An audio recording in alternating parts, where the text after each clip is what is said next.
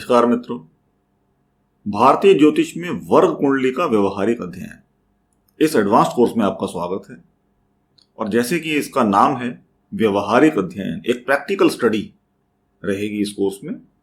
वर्ग कुंडली क्या होती है, कैसे बनाई जाती है, क्या उनका महत्व है, इन सब विषयों के बारे में हम जानेंगे। और जैसे कि ये एक एडवांस्ड कोर्स है जिसमें ये एक एक्सपेक्टेशन है, ऐसा हम समझते हैं कि आप सिस्टम्स अप्रोच एस्ट्रोलॉजी के प्रिंसिपल्स जानते हैं, समझते हैं, और उन्हीं के ऊपर यह कोर्स आधारित है। उन्हीं के बेसिस पर क्या प्रिंसिपल्स होते हैं, किस प्रकार से उनको अप्लाई किया जाता है कुंडली में, जब हमें वो मालूम होता है तब हम एक लेवल डीपर, एक लेवल और आगे जाने की जब हमारी अपेक्षा होती है, वहां पर हमें वर्ग कुंडली सहायता करती है। किस प्रकार से, कैसे सहायता करेगी, वही हमारा विषय होगा इस कोर्स में, सीखने समझने का, जानने का। लेकिन फंडामेंटल कोर्स में जो हमने सिस्टम्स अप्रोच के प्रिंसिपल्स डिटेल में कवर किए थे, और सिस्टम्स अप्रोच जो कि प्रोफेसर वी के चौधरी द्वारा एक प्रचलित प्रणाली है, उनके द्वारा जो संशोधन किए गए हैं एस्ट्रोलॉजी के सिद्धांतों में, और वो सटीक रिजल्ट हमें हमेशा देते हैं, उनका अध्ययन हमें करना आवश्यक है इस कोर्स को करने से पहले। तो ये इसकी एक पूर्व आवश्यकता रहेगी, प्री रिक्विजिट रहेगा इस कोर्स का, कि फंडामेंटल कोर्स के थ्रू आपने सिस्टम्स अप्रोच के प्रिंसिपल समझे हो, एनालिसिस करना आपको आता हो। और फिर हम जब षोडश वर्ग की बात करते हैं, वर्ग कुंडली की बात करते हैं, एक लेवल डीपर जाकर, एक लेवल नीचे जाकर और गहराई में जाकर अध्ययन करने की बात करते हैं, वहां हमें षोडश वर्ग किस प्रकार सहायता करते हैं वो हम इस कोर्स में सीखेंगे। और जो संरचना रहेगी इस कोर्स की, उसकी यदि चर्चा करें, सबसे पहले हम मौलिक सिद्धांतों का पुनरीक्षण करेंगे, यानी कि जो फंडामेंटल कोर्स में हमारे जो प्रिंसिपल्स हैं, सिस्टम्स अप्रोच के बेसिक प्रिंसिपल्स हैं, उनको हम रिवाइज करेंगे, उनको एक बार दोबारा देखेंगे कि क्या प्रिंसिपल्स होते हैं, ब्रीफली उनको हम समझेंगे।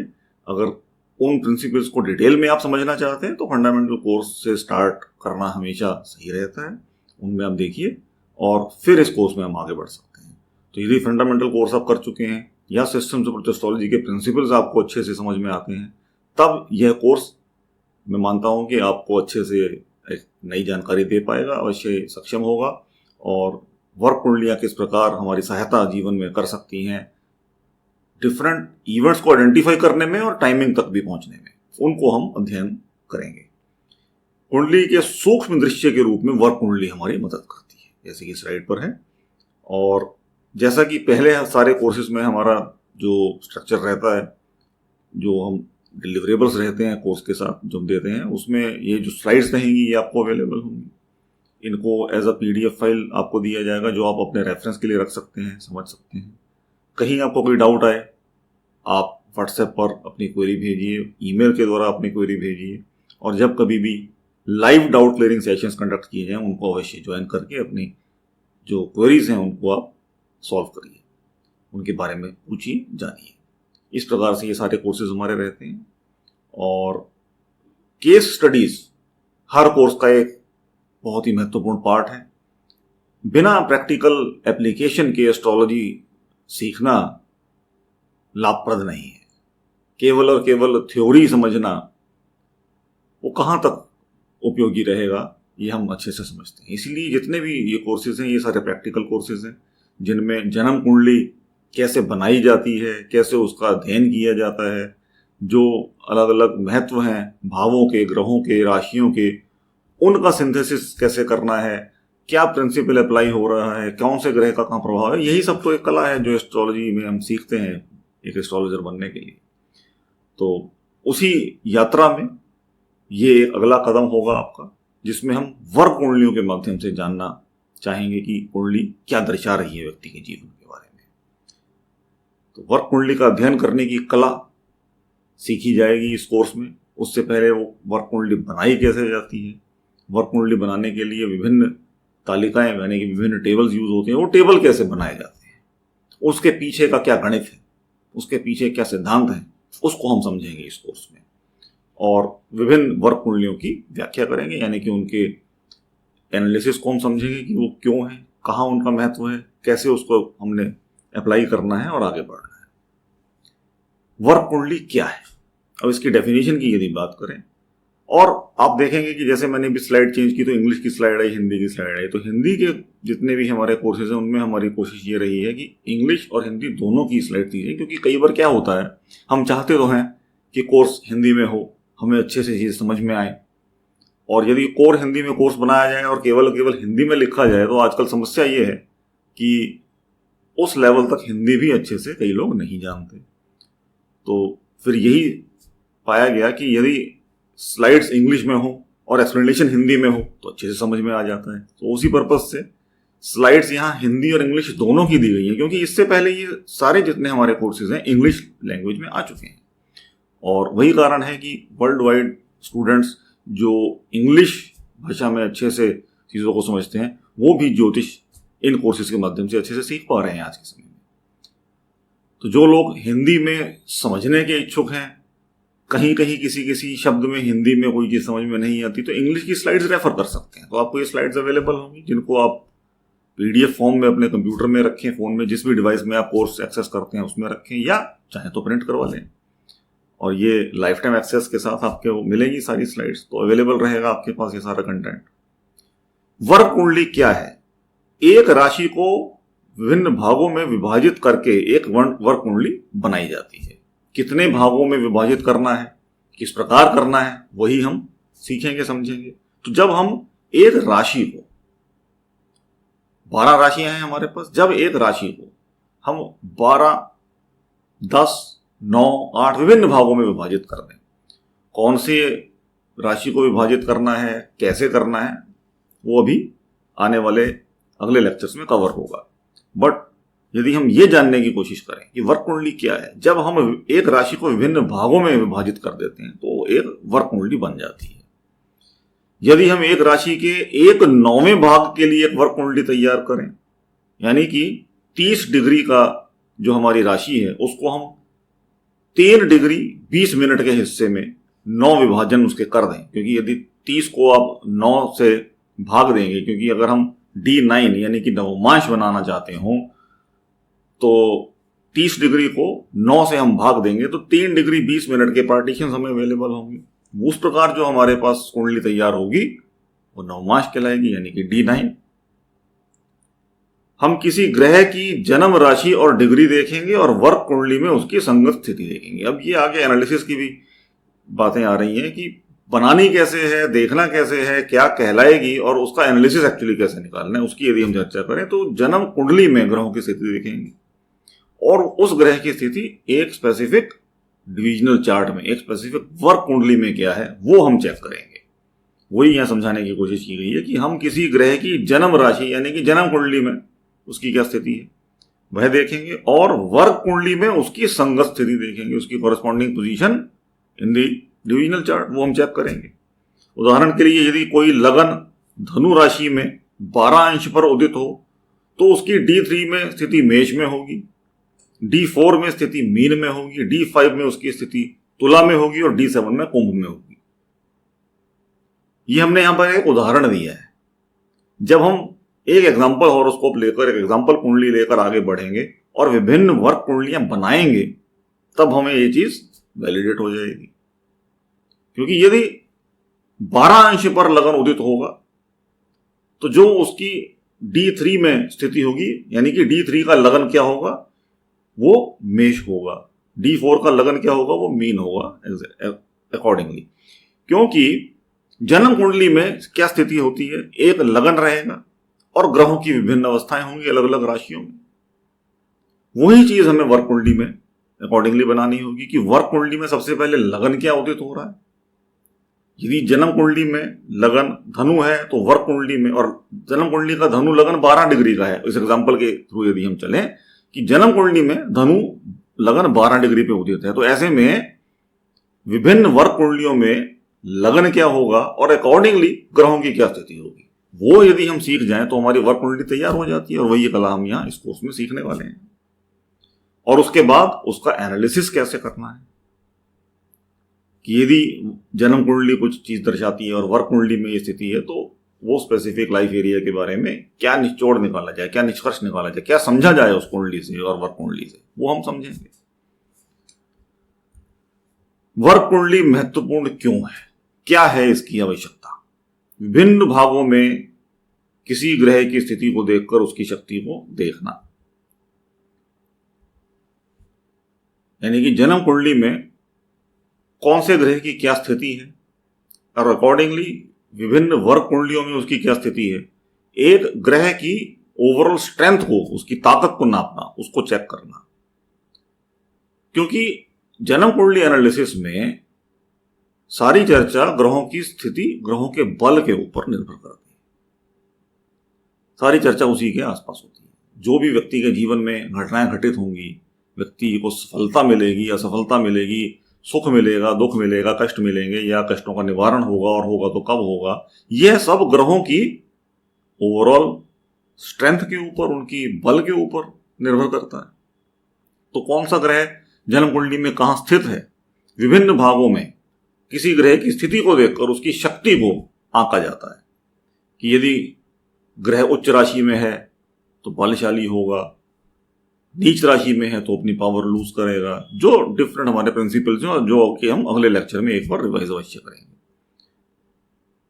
तो ग्रह की अवस्था क्या है, वृद्धावस्था में तो नहीं है, बाल्यावस्था में तो नहीं है, ग्रह उस ग्रह के ऊपर किसी और ग्रह का कोई प्रभाव तो नहीं आ रहा, ग्रह जो है वो किसी दूस्थान भाव में तो स्थित नहीं है। तो ये बहुत सारे पैरामीटर्स हैं, बहुत सारी चीजें हैं, बातें हैं चेक करने की, जिनके द्वारा हम ये चेक करते हैं कि ग्रह क्या, उसकी स्थिति क्या है, उसका ओवरऑल स्ट्रेंथ क्या है, उसका बल कितना है ग्रह। यदि यह अपनी ही राशि में, अपनी मूल त्रिकोण राशि में या अधिकांश वर्गों में इसकी उच्च राशि में स्थित हो तो इसे मजबूत माना जाता है। तो ओवरऑल यहां पर अब ग्रहों के बलाबल की ही चर्चा हो रही है कि ग्रह को कब मजबूत माना जाता है, जब वो अपनी ही राशि में स्थित हो, अपने मूल त्रिकोण राशि में स्थित हो। अपनी राशि में और अपने मूल त्रिकोण राशि में होने में थोड़ा सा फर्क है। केवल सूर्य और चंद्रमा को यदि छोड़ दें तो बाकी सभी ग्रह जो दो राशियों का स्वामित्व करते हैं वहां पर यह बात लागू होती है। यदि ये अपनी नीच राशि में अधिकांश वर्गों में हो तो इसकी नियुक्ति इसे कमजोर बनाती है। नीच राशि में ग्रह जाएगा तो कमजोर होगा, हम जानते हैं। जो ग्रह जन्म कुंडली में कमजोर होता है वह वर्ग कुंडली में शुभ, उच्च या स्वयं की राशि में रहने से अपनी स्थिति में सुधार नहीं करता है। जन्म कुंडली में यदि ग्रह कमजोर हो गया और किसी स्पेसिफिक वर्ग कुंडली में वो उच्च का हो रहा है तो उस क्षेत्र के लिए कुछ हद तक परिणाम अच्छे दे पाएगा, लेकिन ओवरऑल स्ट्रेंथ में कोई बहुत ज्यादा वृद्धि नहीं होगी। ये बात हमें ध्यान में रखनी चाहिए। जन्म कुंडली में संबंधित भाव के साथ संबंधित वर्ग कुंडली का अध्ययन करके जीवन के किसी विशेष क्षेत्र के परिणामों की पहचान करने के लिए वर्ग कुंडली का अध्ययन किया जाता है। क्यों अध्ययन किया जाता है उसकी अब हम चर्चा कर रहे हैं।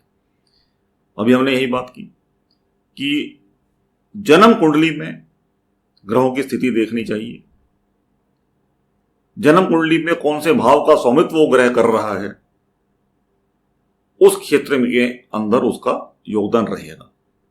और उसी क्षेत्र के बारे में यदि हम और बारीकी से जानना चाहें तो हम उस क्षेत्र से संबंधित वर्ग कुंडली को साथ में अध्ययन करेंगे।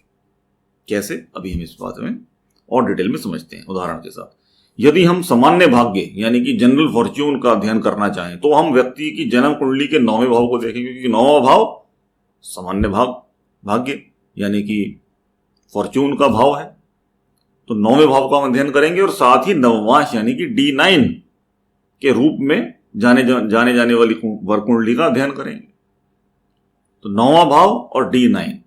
यदि हमें एजुकेशनल मैटर्स के बारे में चर्चा करनी हो, चौथा भाव और D24 इसकी चर्चा करेंगे। यदि हमें कार्य क्षेत्र के बारे में डिटेल में समझना हो, करियर के बारे में, तो 10वां भाव और D10 दशमांश उसकी चर्चा करेंगे। तो कौन कौन से डिविजनल चार्ट्स होते हैं, कौन कौन से वर्ग कुंडली होती हैं, उसकी तरफ हम आगे बढ़ेंगे। वर्ग कुंडली के प्रकार, कितने प्रकार की होती हैं वर्ग कुंडलियां? षड वर्ग, सप्त वर्ग, दश वर्ग और षोडश वर्ग। और इन सब में से सबसे ज्यादा जो उपयोगी है, जो सबसे ज्यादा प्रचलित है, जिसकी सबसे ज्यादा महत्वता है, वो है षोडश वर्ग। कौन कौन से होते हैं? D1 यानी कि नेटल चार्ट, जन्म कुंडली, राशि चार्ट, कई नाम हैं इसके। हॉरोस्कोप जो मेन हमारा पहला नेटल चार्ट होता है, जन्म कुंडली, D1। D2 होरा चार्ट, D3 दृष्टांत, D4 चतुर्थांश D7 सप्तमांश, D9 नवमांश, D10 दशमांश, D12 द्वादशांशा, D16 षोडशांशा, D20 विंशांशा, D24, D27 up to D60। अब इसमें आप पाएंगे कि कुछ षोडश वर्ग या कुछ डिविजनल चार्ट्स, कुछ वर्ग कुंडलियां कहें, वो उपयोग में होती हैं लेकिन इस चार्ट में नहीं है, तो वो कुछ एडिशनल है। क्योंकि ये जितनी है ये बृहत्पराशर होरा शास्त्र के 6ठे अध्याय में आपको इनका वर्णन मिलेगा, जहां से इनकी डिटेल मिलती है हमें। और इनके अलावा जो पराशरी वर्ग कुंडली के रूप में जिनको जाना जाता है, वो एडिशनल जो है वो ये है D5, D6, D8, क्योंकि ये हमें षोडश वर्ग में पिछले टेबल में नहीं मिली। पंचमांश D5 ज्ञान, पिछले जन्म के गुण, आध्यात्मिक झुकाव और मंत्र सिद्धि, इनके बारे में इनके चर्चा की जाती है। और कौन कौन सी वर्ग कुंडलियां जो भी हमने पिछले टेबल में भी देखी वो किन विशेष क्षेत्रों के बारे में है, वो अगली स्लाइड में भी हम कवर करेंगे।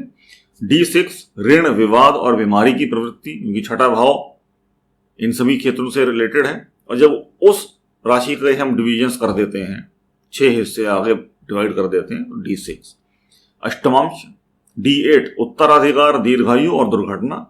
और एकादशांश D11 अनअर्जित आय, बेहिसाब धन और सट्टा आदि का वर्णन D11 से देखा जाएगा। राशि कुंडली यानी कि व्यक्ति के स्वयं के बारे में जानना, काया व्यक्ति का शरीर, होरा धन, D3 छोटे भाइयों और बहनों से खुशी और नए उद्यम, क्योंकि तीसरे भाव की जब हम चर्चा कर रहे हैं तो इसी प्रकार से इन चीजों को हमें आगे समझते चलना है। D4 संपत्ति और भाग्य, D6 स्वास्थ्य और रोगों के प्रकार, D7 संतान और संतान से सुख, D8 दीर्घायु जस्ट अभी हमने कवर किया, D9 सामान्य भाग्य, वैवाहिक सुख, धार्मिक उद्देश्य। इन सब की चर्चा डिटेल में हमने बारीकी से एक लेवल डीपर जाके करनी हो तो हम इन वर्ग कुंडलियों का आगे अध्ययन करेंगे। D10 व्यवसाय, प्रसिद्धि और कर्म, D12 माता पिता, D24 शिक्षा। इन जनरल हमें D12 तक ही अपने को सीमित रखना चाहिए अध्ययन के पर्पज से। लेकिन कैसे बनते हैं आगे के सारे वर्ग कुंडलियां और उनका क्या तरीका रहता है अध्ययन करने का, वो हम जानेंगे। और विभिन्न प्लेन्स जिसको हम बोलते हैं कि अलग अलग प्लेन के ऊपर, अलग अलग तलों के ऊपर अलग अलग वर्ग कुंडलियां कार्य करती हैं। कि फिजिकल प्लेन के ऊपर कौन सी वर्ग कुंडली कार्य करेगी, मेंटल प्लेन पे और स्पिरिचुअल प्लेन पे। ये 3 प्लेन के बारे में हम ऑलरेडी चर्चा पहले कर चुके हैं फंडामेंटल कोर्स में। भौतिक तल वर्ग कुंडली 1 से 12 भौतिक तल पर कार्य करेगी, यानी कि शरीर, पत्नी, बच्चे, धन, गुण, माता पिता, कार्य आदि, जो हमें मेटेरियलिस्टिक वर्ल्ड में फिजिकल लेवल पर हमारे साथ जुड़ी हुई हैं चीजें। मानसिक तल वर्ग कुंडली 13 से 24, यानी कि सुख, ज्ञान, धर्म, विद्या इत्यादि, जो एक ऑब्जेक्ट के फॉर्म में तो नहीं है लेकिन हमारे ऊपर उसका बहुत डायरेक्ट इंपैक्ट होता है। फिजिकल फॉर्म में नहीं है लेकिन हमारे ऊपर, हमारे जीवन के ऊपर इन सब बातों का अवश्य असर पड़ता है। अवचेतन तल यानी कि सबकॉन्शियस लेवल वर्ग कुंडली 25 से 36, मानसिक मुद्दे, बुराई से जुड़े, ताकत, कमजोरियां आदि। कार्मिक तल वर्ग कुंडली 60 तक जितनी बाकी की बचती हैं वो कर्म स्तर से प्रभावित होती हैं, जैसे पिछले जीवन का प्रभाव, शुभ घटनाओं का संकेत इत्यादि। उनका जो वर्णन होगा, उनका जो एनालिसिस होगा, वो इन वर्ग कुंडलियों के द्वारा किया जाएगा। ग्रहों को सभी उद्देश्यों के लिए कमजोर माना जाता है यदि वे नीच नवमांश में रहते हैं। जन्म कुंडली में कोई भी स्थिति हो, ग्रह नवमांश में कमजोर हो जाए तो कमजोर होता है। हमारे विभिन्न पैरामीटर्स हैं ग्रहों के बलाबल को जानने के लिए सिस्टम ऑफ एस्ट्रोलॉजी में, कि ग्रह वृद्धावस्था में नहीं होना चाहिए, बाल्यावस्था में नहीं होना चाहिए, ग्रह नीच राशि में नहीं होना चाहिए जन्म कुंडली में, नीच राशि में नहीं होना चाहिए नवमांश कुंडली में, कंबस्ट नहीं होना चाहिए यानी कि अस्त नहीं होना चाहिए, तब उसका बल अत्यधिक माना जाता है। दो स्थान भाव में नहीं होना चाहिए, किसी दो स्थान भाव के स्वामी का उनके ऊपर या किसी पूरे ग्रह का उनके ऊपर कोई प्रभाव नहीं आना चाहिए, ना ग्रह के ऊपर प्रभाव आना चाहिए, ना उसकी मूल त्रिकोण राशि पर आना चाहिए, जहां वो ग्रह स्थित है उस भाव पर नहीं आना चाहिए। तो ये सारी बातें ग्रहों के बल को निर्धारित करने में हमारी मदद करती हैं। तो वही यह समझाने की बात है कि ग्रहों को सभी उद्देश्यों के लिए कमजोर माना जाएगा यदि वे नीच नवमांश में हो, यानी कि जन्म कुंडली में उनकी जो भी स्थिति हो, लेकिन यदि ग्रह नवमांश में भी नीच का हो गया तो उसका बल कम हो जाएगा, कमजोर हो जाएगा ग्रह। और विशिष्ट उद्देश्यों के लिए तब कमजोर माने जाते हैं जब वे उस उद्देश्य की वर्ग कुंडली में नीच राशि में हो। केवल और केवल उस स्पेसिफिक एरिया में, लाइफ एरिया में वो ग्रह अपना पावर लूज करेंगे और उस स्पेसिफिक क्षेत्र में व्यक्ति को सफलता देर से मिलेगी या नहीं मिलेगी, चाहे वो जन्म कुंडली में उनकी कोई भी स्थिति हो। कोई ग्रह जन्म कुंडली में प्रोफेशनल मैटर्स को रिप्रेजेंट करता हो और अच्छी स्थिति में हो, लेकिन D10 में वो नीच का हो, तब भी व्यक्ति को चैलेंजेस प्रोफेशनल मैटर्स में काफी हद तक आते हैं। नेटल चार्ट में स्ट्रेंथ है तो बचाव हो सकता है, लेकिन तब भी स्ट्रगल आता है, कई बार चैलेंज हम देखते हैं, और उसी ग्रह की दशा में आता है। तब ये सवाल उठता है कि जी ये ग्रह तो स्ट्रेंथ में था, फिर प्रॉब्लम क्यों हुई? तो वर्क कुंडली का अध्ययन साथ ही करना आवश्यक है। यदि वह ग्रह बलशाली है लेकिन नवमांश में भी ठीक स्थिति में था, तो इसीलिए सॉफ्टवेयर हमें नहीं दिखाएगा कि ये ग्रह कमजोर है, लेकिन D10 में यदि वो ग्रह कमजोर हो गया तब उस ग्रह की दशा में प्रोफेशनल रिलेटेड मैटर्स में समस्या आ सकती है। तो हमें सॉफ्टवेयर पर टोटली डिपेंडेंट नहीं होना है। प्रिंसिपल्स को हमें समझना जरूरी इसीलिए है कि हम उसको अप्लाई कर सकें और समझ सकें। तो नेटल चार्ट का एनालिसिस सबसे पहले हमें सीखना जरूरी है, जो कि फंडामेंटल कोर्स में कवर्ड है। उसके बाद उनका डीपर लेवल पर एनालिसिस करना, मुहूर्त सिलेक्शन और मैच मेकिंग के लेवल तक जाना, वो एडवांस कोर्स में कवर्ड है। सारे जो हमारे ये प्लैनेटरी स्ट्रेंथ निकालने के जो पॉइंट्स हैं, मैनुअल कैलकुलेशन कैसे करेंगे बिना सॉफ्टवेयर को यूज किए, वो भी एडवांस कोर्स में कवर्ड है। कुंडली बनानी कैसे है वो तो एनीवे फंडामेंटल कोर्स का पार्ट था, वहां कवर ऑलरेडी है। लेकिन प्लैनेटरी स्ट्रेंथ की मैनुअल कैलकुलेशन ये एडवांस कोर्स में कवर्ड है कि मैनुअली हम कैसे परसेंटेज वाइज कैलकुलेट करेंगे कि किसी ग्रह की क्या स्ट्रेंथ है, तो वो जानना बड़ा जरूरी है। अब यदि नेटल चार्ट में हमने स्ट्रेंथ कैलकुलेट कर ली और उसके बाद हमने वर्क कुंडली के ऊपर ध्यान नहीं दिया, तब भी हमारी प्रेडिक्शन में हेरफेर हो सकता है। वर्क कुंडली का अध्ययन इंपॉर्टेंट है। D1 में कमजोर ग्रह नवमांश या अन्य वर्गों में मजबूत होने से अपनी ताकत में सुधार नहीं करते हैं। यदि नेटल चार्ट में ग्रह कमजोर है तो ओवरऑल सारे मैटर्स के लिए वो कमजोर हो जाएगा। यदि कोई ग्रह राशि और नवमांश में बली हो, यानी कि नेटल चार्ट में और जन्म कुंडली में और नवमांश में बली हो, लेकिन दशमांश में नीच का हो, जस्ट अभी हमने इसी बात की चर्चा की, तब वह केवल 10वें भाव के लिए ही उसे कमजोर बनाता है। बाकी क्षेत्रों के लिए वो बलशाली होगा, लेकिन यदि दशमांश में वो नीच का हो गया D10 में, तब प्रोफेशनल मैटर्स के लिए वो ग्रह कमजोर हो जाएगा, बाकी जगह अच्छे रिजल्ट देगा। लेकिन नवमांश में दुर्बल होने से वह अपने सभी सामान्य और विशेष अर्थों में कमजोर हो जाता है। तो यहां नवमांश की बहुत ज्यादा इंपॉर्टेंस है कि नवमांश में ग्रह बल में हो तो अच्छे रिजल्ट्स सभी एरिया में, क्योंकि वो भाग्य का निर्धारण कर रहा है और भाग्य हर क्षेत्र के साथ व्यक्ति की जुड़ा हुआ है।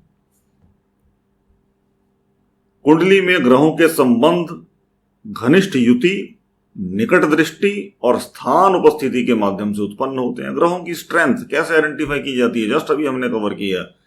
आपस में कौन से ग्रहों का आपस में संबंध है, कंजंक्शन के द्वारा यानी युति के द्वारा एक साथ कितने ग्रह आपस में जुड़े हुए हैं। दो ग्रह एक भाव में स्थित हों तो केवल और केवल उनकी एक भाव में स्थिति युति नहीं कहलाएगी, वो डिग्री वाइज कितने क्लोज हैं, कितने नजदीक हैं, उससे उनकी युति का निर्धारण होगा। एक ग्रह एक भाव में, मान लीजिए 7वें भाव की हम चर्चा करें, 7वें भाव में शनि 2 डिग्री पे हो और बृहस्पति 28 डिग्री पे हो, इसको युति नहीं कहा जाएगा, चाहे वो दोनों ग्रह सेम भाव में स्थित हो। शनि तो अभी 2 डिग्री पे जस्ट कुछ महीने पहले अभी पहुंचे ही हैं 7वें भाव में, और बृहस्पति महाराज अब वहां से 8वें में जाने की तैयारी में।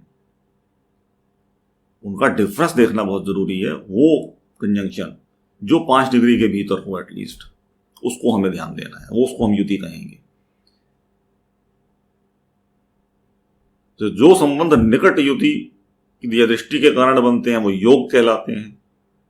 कुंडली में ग्रहों के संबंध घनिष्ठ युति की यदि हम चर्चा करें तो घनिष्ठ युति होगी जब वो नजदीक होंगे। निकट दृष्टि, उनकी निकट दृष्टि पड़ रही हो एक दूसरे के ऊपर, सेम चीज युति की तरह। डिग्री का इंपैक्ट देखना बहुत जरूरी है। कोई ग्रह अपने से सातवें भाव की दृष्टि स्वामी को या सातवें घर में सातवें भाव में बैठे किसी ग्रह के ऊपर उसकी दृष्टि पड़ रही हो, तो ये नहीं है कि एक ग्रह सातवें में है और एक ग्रह पहले में है, दोनों एक दूसरे को देख रहे हैं, डिग्री वाइज क्लोज हैं क्या, तब उनका इम्पैक्ट होगा एक दूसरे के ऊपर। स्थान उपस्थिति के माध्यम से ये सब उत्पन्न होते हैं। जब दो या दो से अधिक लाभकारी ग्रह निकट संबंध बनाते हैं तो वे अपने मूल त्रिकोण भाव से संबंधित अच्छे परिणाम उत्पन्न करते हैं। ये डिटेल्ड प्रिंसिपल्स हैं कि मूल त्रिकोण भाव यानी कि जो उसकी राशि स्वामी है, जो उसकी स्वामित्व हमेशा मूल त्रिकोण से हम लेके चलेंगे सिस्टम्स ऑफ एस्ट्रोलॉजी में। और जब दो से अधिक ग्रह युतीय दृष्टि बनाते हैं तब योग बनता है। यदि दो प्रकार के पाप ग्रह आपस में घनिष्ठ संबंध बनाते हैं तो वे अशुभ योग का कारण बनते हैं और अपने मूल त्रिकोण भाव से संबंधित परिणामों को नष्ट कर देते हैं। इस प्रकार से हमें योगों को समझना है कि क्या वहां पर योग बन रहा है। योग यानी कि एक और एक दो ग्रह तीन ग्रह आपस में क्या कॉम्बिनेशन बना रहे हैं। जो 200 300 400 योग डिटेल में पढ़ने की जरूरत नहीं पड़ती यदि इन प्रिंसिपल्स को हम अच्छे से समझ लें, और उनका क्या परिणाम होगा वो केस टू केस बेसिस पे डिफर करके निकाला जा सकता है। कोई एक योग हो तो वो 100 कुंडलियों में सेम रिजल्ट कभी नहीं देगा, लेकिन हर कुंडली क्योंकि अपने आप में यूनिक है और प्रिंसिपल्स आप अप्लाई करके जब ग्रहों के बलाबल के ऊपर चर्चा कर लेंगे, समझ लेंगे उनको, तो फिर आपका निष्कर्ष, कंक्लूजन, एनालिसिस गलत नहीं होगा।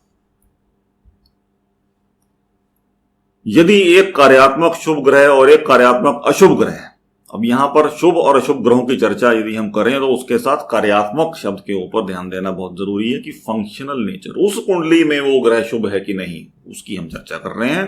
तो यदि एक ग्रह शुभ हो और एक कार्यात्मक प्रकृति से अशुभ हो और वो आपस में घनिष्ठ संबंध बनाते हो तो यह एक अशुभ योग का कारण बनता है, क्योंकि इसको हम सीधे साधे शब्दों में जो हम रेगुलर यूज करेंगे अफ्लिक्शन बोलेंगे। और ऐसा योग कार्यात्मक लाभकारी ग्रह द्वारा शासित मूल त्रिकोण भाव के परिणामों को नष्ट कर देता है। क्यों और कैसे हम फंडामेंटल कोर्स में, एडवांस कोर्स में समझ चुके हैं। क्योंकि जब अनफेवरेबल प्लैनेट का इंपैक्ट एक फेवरेबल प्लैनेट के ऊपर क्लोजनेस से होगा तो फेवरेबल प्लैनेट की जहां लॉर्डशिप है जिस हाउस के ऊपर, उस हाउस की सिग्निफिकेशंस के ऊपर नेगेटिव इंपैक्ट आएगा। जब एक कार्यात्मक लाभकारी ग्रह एक पापी भाव में होता है, यानी कि कार्यात्मक लाभकारी ग्रह फंक्शनल बेनिफिट प्लैनेट शुभ ग्रह दूस्थान भाव में है, पापी भाव में है, छठे 8वें या 12वें में है, सादे शब्दों में, तो यह योग उसके मूल त्रिकोण भाव से संबंधित दुर्भाग्य के लिए कारण बनता है। Bad placement, planet is weak. इसी तरह जब एक कार्यशील पाप ग्रह किसी भाव के सबसे प्रभावी बिंदु यानी कि एमईपी को नजदीक से प्रभावित करता है तो वह उस भाव के संकेतों को नष्ट कर देता है, सिवाय इसके कि वह उसका अपना मूल त्रिकोण भाव, फंक्शनल मैलेफिक प्लैनेट के अपने ही मूल त्रिकोण भाव यानी कि छठे का स्वामी छठे में, 8वें का 8वें में और 12वें भाव का स्वामी 12वें में स्थित हो तो वह उसके लिए अच्छा है। और जब यहां पर हमने स्वामित्व की बात की तो हम केवल और केवल मूल त्रिकोण राशि के स्वामित्व की बात कर रहे हैं। यहां पर कंफ्यूज नहीं होना है कि मान लीजिए धनु लगन हो और मंगल यहां 12वें भाव में हो तो हम यहां ये नहीं कहेंगे कि 12वें भाव का स्वामी 12वें भाव में है कि जी वहां वृश्चिक राशि है, वृश्चिक का स्वामी, वहां पर जो मंगल की मूल त्रिकोण राशि के भाव का स्वामित्व करती है मंगल उस भाव का स्वामी माना जाएगा। और धनु लगन के केस में मंगल फेवरेबल होते हैं क्योंकि मंगल की जो मेष मूल त्रिकोण राशि है वो पड़ेगी 5वें भाव में, तो ऐसे में ये कहा जाएगा कि 5वें भाव का स्वामी मंगल 12वें भाव में स्थित है। लेकिन यदि हम वृष लगन की बात करें और मंगल 12वें भाव में हो तो 12वें का स्वामी 12वें में, क्योंकि अब मेष राशि हो गई 12वें भाव में।